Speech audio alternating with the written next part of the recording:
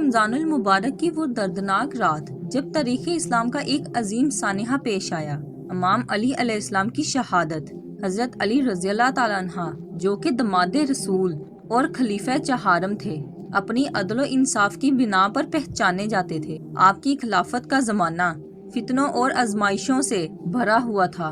آپ ہمیشہ حق اور سچائی کے راستے پر گامزن رہے اور اسلامی تعلیمات کو عام کرنے میں مصروف رہے۔ 19 رمضان کی رات امام علی علیہ السلام ہمیشہ کی طرح کوفے کی مسجد میں تشریف لائے نماز کے لیے۔ جیسے ہی آپ نے سجدے میں سر رکھا، خارجی عبد الرحمن بن ملجم نے زہر آلودہ تلوار سے آپ کے سر پر وار کر دیا۔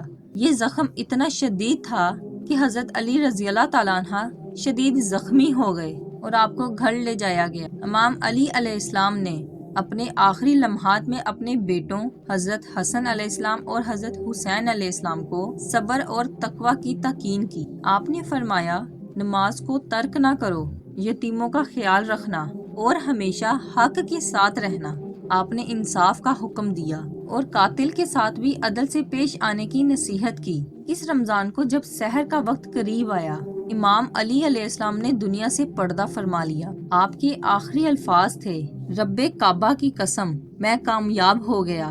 آپ کو نجف اشرف میں سپرد خاک کیا گیا، جہاں آج بھی آپ کا مزار زیارت گاہ ہے۔ حضرت علی رضی اللہ تعالیٰ عنہ کی شہادت نے مسلمانوں کے دلوں کو غمگین کر دیا۔ آپ کی سیرت، عدل، علم، شجاعت اور تقوی آج بھی مشغل راہ ہے۔ رمضان المبارک کی یہ رات ہمیں عدل، صبر اور حق کی راہ پر چلنے کا پیغام دیتی ہے۔ اللہ ہمیں امام علی علیہ السلام کی سیرت پر چلنے کی توفیق عطا فرمائے، آمین۔